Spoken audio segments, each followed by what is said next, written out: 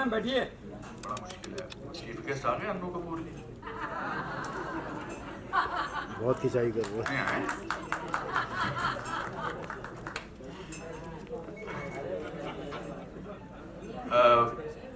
सीमा जी को मैं बहुत अच्छी तरह नहीं जानता हूँ और फिर भी बहुत अच्छी तरह जानता हूँ। अभी मैं इनको देख के मुझे लग रहा था कि इनके चेहरे का ग्राफ चेंज ही नहीं हुआ, क्योंकि आपके अंदर जो खूबसूरती है वो आपके चेहरे पर हमेशा बरकरार रही है बहुत सारे सालों से। परिवार ही कमाल का है, कपूर परिवार कमाल का है। सामने वाले को इतना छोटा मतलब अपने ज्ञान से महसूस कराते हैं। इनके हर टॉपिक पे इनको सब कुछ पता है, चाहे वो म्यूजिक हो, चाहे वो फिलॉसफी हो, चाहे वो साइंस हो। रंजीत भाई, अन्नू, आप सब लोग कितना अच्छा, कृषा कितना अच्छा आप लाइफ को जानते हैं और कितना अच्छा समझते हैं। और उसकी खासियत यह है कि आपके माता पिता और आपका, मैं ये पैम्फलेट पढ़ रहा था और कितना अच्छा आपने अपनी मौसी की लास्ट मोमेंट्स के बारे में लिखा है। आपने किताब एक फिल्म के हिसाब से लिखी है।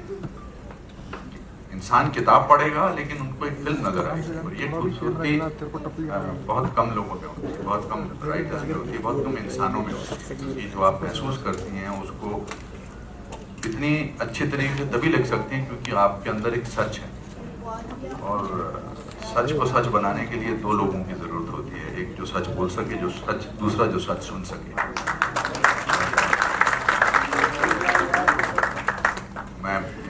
मैं बहुत खुश नसीब हूँ, मैं बहुत खुश हूँ। हम चाहे मिलते नहीं हैं लेकिन मेरे मन में आपके लिए बहुत इज्जत है, आपके काम के लिए, आपकी शिद्दत के लिए, जिस शिद्दत से आप काम करती हैं और जिस शिद्दत से आप जिंदगी जीती हैं वो बहुत प्रेरणात्मक है, और उससे मैं प्रेरणा लेता हूँ। और मैं बहुत खुश हूँ कि आज आया हूँ और आपको म्यूजिक बंद करना, म्यूजिक बज रहा है पीछे। बहुत मुबारकबाद देता हूँ। म्यूजिक बज रहा है। यूं गुजरी है अब तलक, आगे भी बहुत अच्छी गुजरेगी, बहुत अच्छी। बहुत बहुत शुक्रिया मुझे बुलाने के लिए, धन्यवाद। बहुत पहले एक शेर, सब लोग शेर सुना रहे हैं तो मेरा भी दिल किया शेर सुनाने की।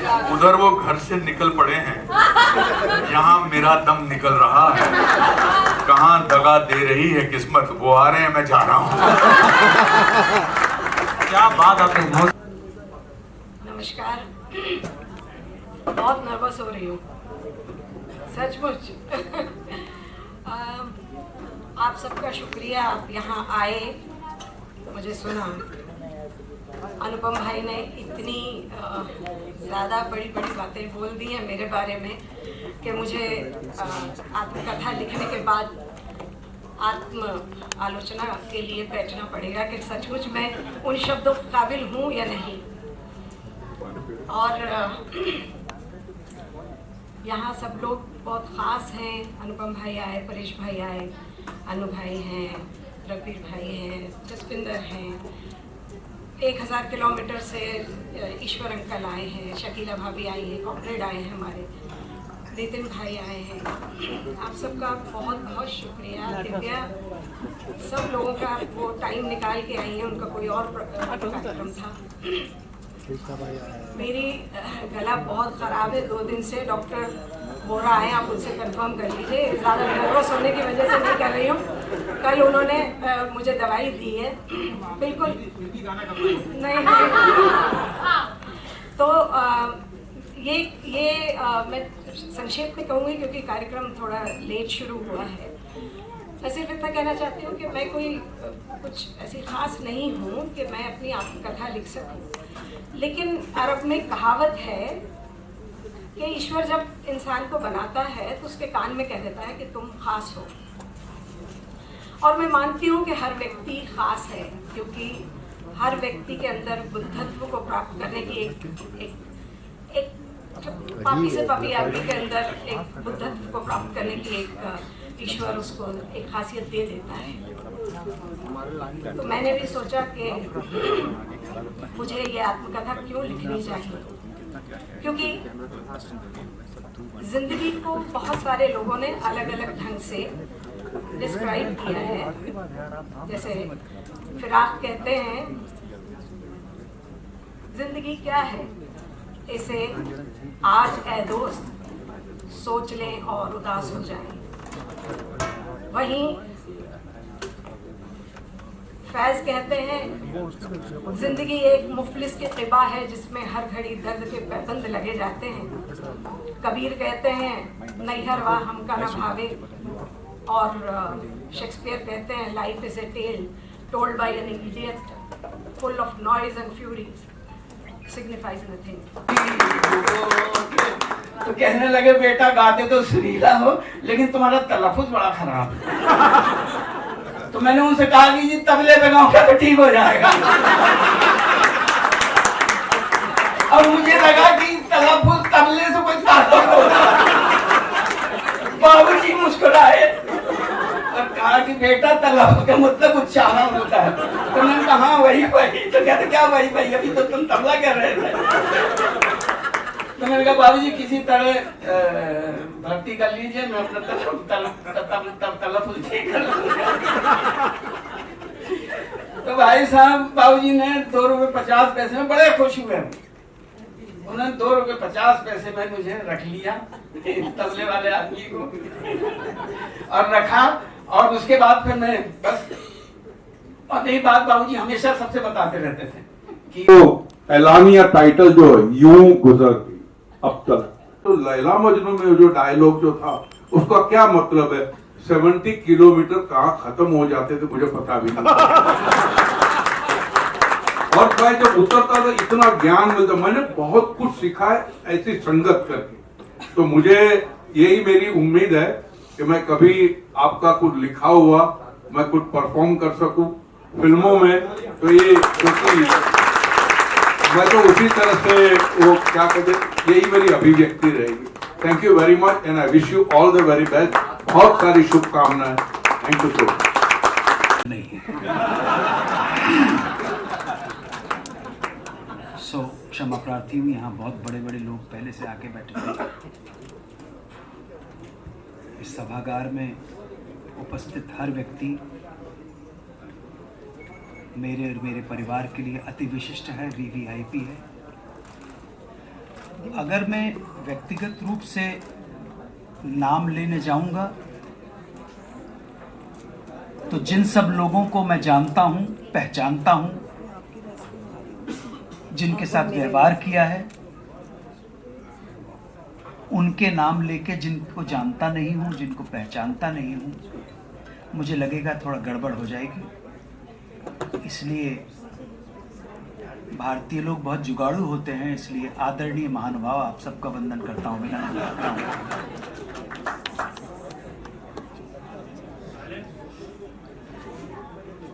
सीमा कपूर, रंजीत कपूर, अन्नू कपूर और निखिल कपूर की एक बहन, और ग्रूशा कपूर, मीशा कपूर, ईशान कपूर, इंशा कपूर, वान्या कपूर, माहिर, कवन, आराधिता, आयाम और ईवान कपूर की परम आदरणीय बुआ जी के आत्मकथा के इस उत्सव में जब हम विमोचन करने जा रहे हैं, आप सब ने उपस्थित होकर समस्त कपूर परिवार को अनुग्रहित किया है, इसके लिए मैं आपको सादर प्रणाम करता हूं। आप सबको नमस्कार। सीमा जी को बधाई। अभी इतने लोगों ने इतनी अच्छी अच्छी बातें की, इतने अच्छे किस्से सुनाए, मैं कुछ अंदर से जल सड़ रहा था कि मेरे पास ये किस्से क्यों नहीं है, मैं इतने देर के बाद क्यों सीमा जी को मिला। पर जब भी मिला मुझे ऐसा लगता है मेरी खुशकिस्मती है कि मैं इनसे मिला। सबसे पहले तो I am quite overwhelmed with all what I've heard from different people who've spoken about the family, about her, and I feel blessed that I have got to know her. I thank Rumi to have introduced me to her. I, on behalf of my two daughters who've grown speaking the language, Hindi language, the credit goes to, a lot of credit goes to her. Again, Ranjit, who was part of the same family, he was very closely associated with us. When Anil was making his career, he too has contributed. It's always been enriching to be with this family, the members of this family. अनु ने जो western में काम किया था वो लोग आज भी याद करते हैं. मैं समझता हूँ मैंने कुछ अच्छा किया होगा कि इनसे मेरी मुलाकात हुई, और मैं समझता हूँ कि ये ताल्लुकात आगे बढ़ते रहें तो और ज़्यादा मैं सीख पाऊँगा इनसे. सीखना कोई एकेडमिकली सीखना नहीं होता. जो तजुर्बे होते हैं लोगों के, वो भी गुणी लोगों के, उनसे आदमी ज़्यादा सीखता है. तो कुछ मैं सीखा हूँ, कुछ मेरे बच्चे सीखे हैं, और ये ताल्लुकात बढ़ते रहे ताकि मैं और कुछ सीख पाऊँ. इससे ज़्यादा मैं क्या बोलूँ. मैं शुक्रगुजार हूँ ऊपर वाले का कि मैंने इन लोगों से मिला, इनके परिवार से बहुत कुछ सीखा. आज इन्होंने अपनी बुक लॉन्च की है, उसके लिए बधाई हो. और मेरे तरफ से गुड विशेस है इनको और इनकी तमाम फैमिली को. इनकी जर्नी बहुत कमाल की रही है और आगे चल के भी मेरे अलावा वो लोगों को ये एनरिच करेंगे. Thank you. थोड़ी दूर तक ठीक है. से प्रकाशित करना चाहती हूँ, लेकिन अभी तक वो काम नहीं हुआ. बट मुझे लगता है कि हर काम का एक वक्त होता है और वो वक्त जब आएगा तो वो काम हो जाएगा. बहुत बहुत धन्यवाद आप सबका आने का. मेरी बहुत सारी यादें वाबस्ता हैं दीदी की. हमारी आपस में अरे क्या कर कई रहे बार हैं? जैसे बहनों की होती है वैसे हमारी कई बार एक साइलेंट फाइट भी हो जाती है, बहुत बार होती है. लेकिन फिर भी दीदी जहाँ होती है I always wish the best, और मैं जहाँ होती हूँ आई नो दीदी wishes me the best. I love you दीदी. जिंदगी मुकम्मल हो गई एक बड़ी बहन पाकर आपके रूप में. Thank you so much. और अब मैं स्टेज पे बुलाना चाहती हूँ. रमन जी आए हुए हैं राजकमल प्रकाशन से, तो उन्हें चाहूँगी कि वो स्टेज पर आए और कुछ थोड़ा सा दो शब्द बोलें दीदी की किताबें. तो उनकी तरफ से ये केक आया जो मैं चाहती हूँ दीदी काटें. सबसे पहले तो सीमा दीदी को बहुत बहुत मुबारकबाद इस आत्मकथा प्रकाशन के लिए. बहुत दिन से सोच रही थी और लिखना शुरू किया था, तो बहुत सारी बातें जो आप इसमें देखेंगे, सुनेंगे, पढ़ेंगे, वो सब उनकी अपनी आप बीती है. और बहुत सारी चीज़ें जो मैं जानती हूँ, जो मेरे साथ उन्होंने बहुत बार जब हम बैठते थे, तो अब भी जब हम बैठते हैं तो वो शेयर करती हैं अपनी यादें, और बड़ा हम लोग खूब हंसते हैं और खूब उन बातों को याद करके, इवन कि वहाँ तब के गाने जो हम लोग शेयर करते हैं, और मेरी चॉइस और उनकी चॉइस बहुत ही मिलती है, और उस चीज़ को हम लोग खुद गुनगुनाते हैं जब हम साथ होते हैं. तो ये एक आत्मकथा है, ये उनकी अपनी आप बीती जिसको उन्होंने लिखा है, जिसको अल्फाज दिए हैं, शब्द दिए हैं, और इसमें कोई झूठ नहीं, क्योंकि किताबें लिखी जाती हैं उसमें बहुत कुछ कहानियाँ होती हैं. ये कहानी नहीं है, ये आत्मकथा है, ये आप बीती है. तो मुझे लगता है कि इसमें जो सच्चाई है वो पढ़ के, वो जान के आपको पता चलेगा कि सीमा कपूर क्या है. सीमा कपूर ने किस तरह की जिंदगी बिताई, कैसी जिंदगी बिता के अकेले लड़के कहाँ तक पहुंची हो। आज ये आत्मकथा जो उन्होंने अपनी लिखी है, इसके लिए मुझे तो सबको ही बहुत खुशी है, हमारे पूरे परिवार को सबको खुशी है। और दीदी को बहुत बहुत मुबारकबाद एक बार फिर। आप सब जरूर पढ़िए इसे और जानिए। देखिए, चैलेंजेस लिखने में तो कुछ नहीं आए, क्योंकि जब मैं लिखती हूँ तो मैं अकेले में बैठ के लिखती हूँ। जिंदगी में जो चैलेंजेस आए हैं और जिंदगी में जो उतार चढ़ाव आए हैं, उनको मैंने लिखा है। और मैंने निर्भीक होकर, बिना डरे, चाहे वो मुझे अपने बारे में लिखना हो, उसमें मुझे कितना ही क्या बोलना चाहिए, क्रिटिसिज्म झेलना पड़े, वो मैंने लिखा है। उसी तरह मैंने दूसरों के बारे में भी जो मेरा नज़रिया था वो लिखा है। उसमें भी चुनौतियां थी मुझे ये कहने की कि मैं क्या कहूँ दूसरों के बारे में और क्या नहीं कहना चाहिए। उनकी मर्यादा रखते हुए, ग्रेस रखते हुए, मैंने मेरे साथ जो भी घटनाएं हुए हैं ज़िंदगी में, जो चुनौतियां आई हैं, वो मैंने। मैम, कई सारी चीजें आपकी लाइफ के बारे में पता, कई सारी चीजें लोगों को नहीं भी पता है, तो ये बुक उनके तरफ पहुंचेगी जो आपके फैंस हैं जो। जी। सबसे पहले मैं जब ये बुक अपनी आत्मकथा लिख रही थी तो सबने मुझे कहा कि इसे एक फिक्शन की तरह लिखो, क्योंकि बहुत सारे ऐसे प्रहार हैं सोसाइटी पे हमारे साथ, और बहुत सारी ऐसी चीज़ें हैं जैसे चाइल्ड अब्यूज़ है, जैसे पुरी साहब और मेरा रिश्ता किन रास्तों से गुजरा है, क्यों हुआ है। तो ये सब चीज़ें मत लिखो, क्रिटिसिज्म झेलना पड़ेगा। तो मैंने कहा नहीं, अगर मैं इसको फिक्शन बना दूंगी तो इसकी सत्यता जो है ना, वो झूठी हो जाएगी। तो जब तक आप ये साहस नहीं लेते, ये हिम्मत नहीं लेते हैं कि नहीं, मैंने अगर गलत कुछ हुआ है मेरे साथ, वो शर्म की बात नहीं है, मुझे उसको दुनिया के सामने आना चाहिए, क्योंकि जो और लोगों के साथ हो रहा है, कम से कम उनको प्रेरणा मिले और उनको हिम्मत मिले कि ऐसा भी आप सच कह सकते हैं।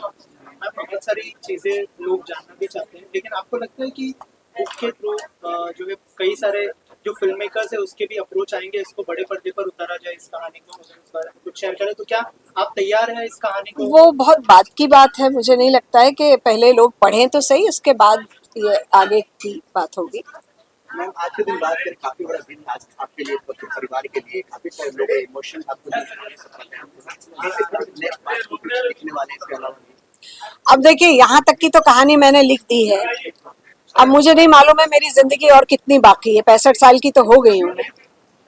अब कितना मुझे 5 साल जीना है, 10 साल जीना है, और उनमें क्या क्या जिंदगी के चैलेंजेस आएंगे, मुझे नहीं मालूम है। तो आगे की तो बात मैं नहीं बता सकती हूँ कि आगे क्या होगा क्या नहीं होगा।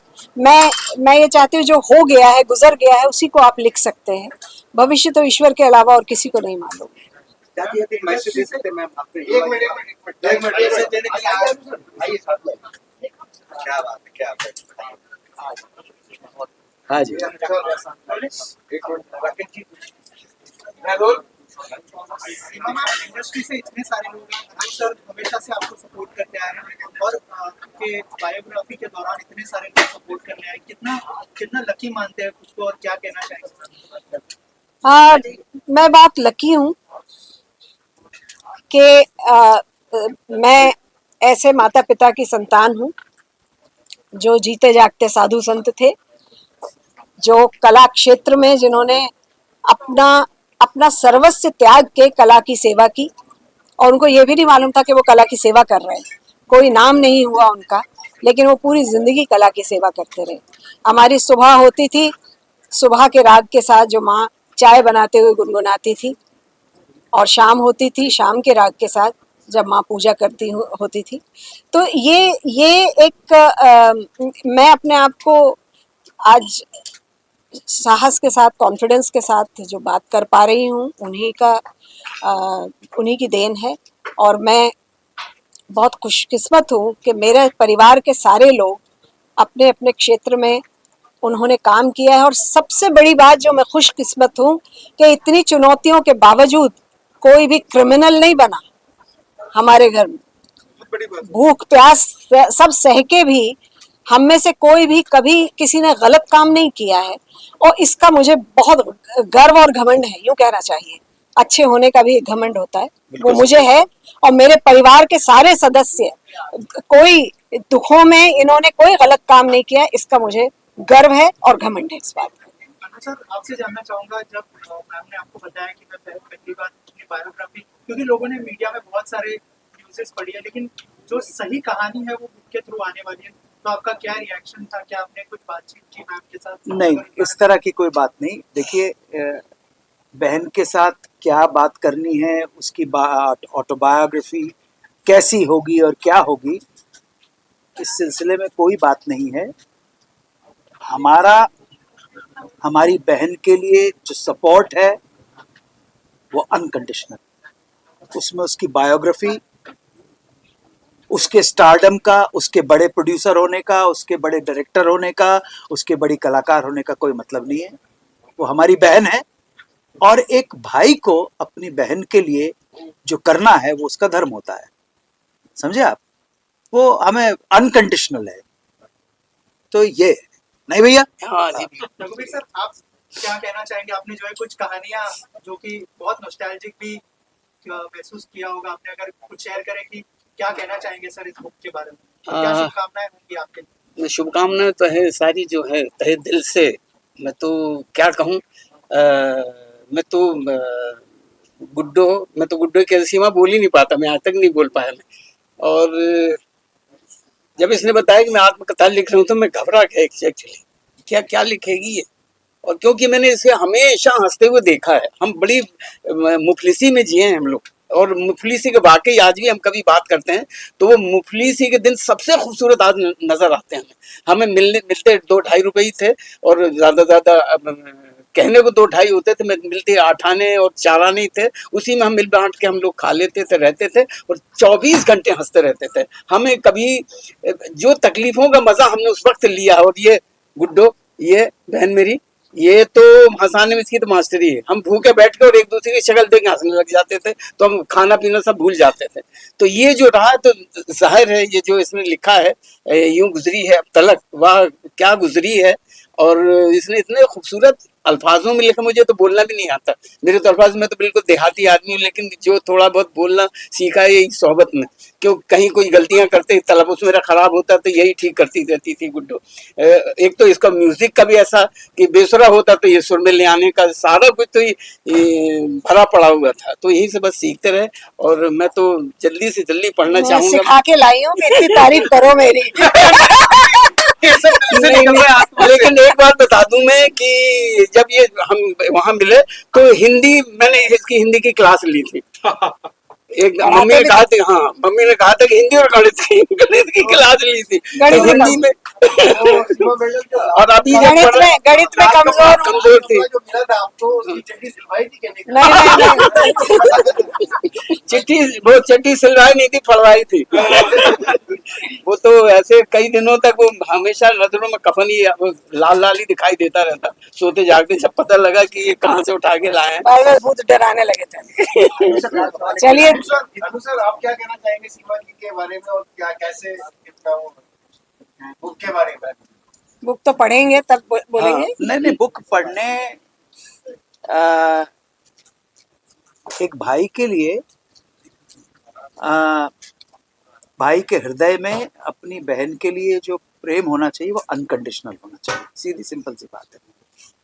और मेरे जैसा व्यक्ति जो है, आपस में किसी चीज में मतभेद हो सकते हैं, मेरे किसी भाई से मतभेद हो सकते हैं, इससे मतभेद हो सकते हैं, लेकिन जब बात आती है अपने भाई या बहन के लिए लड़ने की, समझे ना, तो वहां पे ये नहीं देखा जाता कि तू सही है कि तू गलत है, तूने अच्छा किया कि बुरा किया। सो जब ये मुझ जैसे व्यक्ति से पूछना कि आप उनकी बुक के बारे में क्या कहेंगे, मुझे बुक से कोई मतलब नहीं है। मुझे केवल मतलब हमेशा से मेरी बहन से रहा है। वो सुखी रहे, वो खुश रहे, आबाद रहे, मुंबई रहे या हैदराबाद रहे। क्या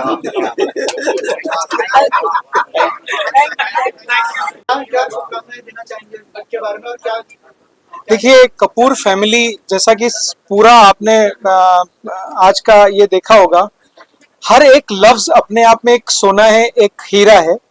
दीदी का जो पूरा जीवन रहा है वो कठिनाइयों से भी रहा है, लेकिन उन्होंने उस कठिनाइयों में भी आनंद उठाया। और जिस प्रकार से उन्होंने बुक लिखी, मैं तो ये मानता हूँ कि इतनी अच्छी फैमिली को जन्म देना, काका जी का और ये उनका पूरा परिवार ही ऐसा है, माँ से पिताजी से लेकर रघुवीर भैया तक को, अन्नू भैया इतने बड़े आर्टिस्ट हैं, सीमा दीदी इतनी बड़ी आर्टिस्ट हैं।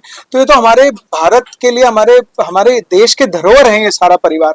तो हमें तो इस परिवार को बहुत बड़ा थैंक यू देना चाहिए कि ये परिवार, उन्होंने, शबनम माँ ने और पिताजी ने इनको जन्म दिया सारे बच्चों को, और ये सारे पावर हाउस हैं। आप देखो, आज इतना टेम्परेचर डाउन था इस हॉल का, लेकिन फिर भी गर्मी लग रही है। उसका रीजन ही है, सारे पावर हाउस एक साथ बैठे हुए, सारे पावर हाउस। रंजीत भाई के बच्चे हैं, अन्नू भाई के बच्चे हैं, सीमा दीदी हैं, सारा परिवार है। ये इतना टैलेंटेड परिवार है दोस्तों कि इनकी हिंदी, जैसा कि बोनी सर ने भी बताया आपको कि तबला किसने ठीक किया, सीमा दीदी ने। अन्नू सर की आप हिंदी देखिए, अन्नू सर की कोई भी भाषा देखिए, वो कहाँ से आई? अपनी माँ से, अपने पिताजी से। तो जो उनके माताजी और पिताजी ने धरोहर दी थी, आज तक इनको संजोए रखा है। और इससे बड़ी बात क्या हो सकती है? अब हम भारतवर्ष के नागरिक इनको संजो के रखें। Thank you so much.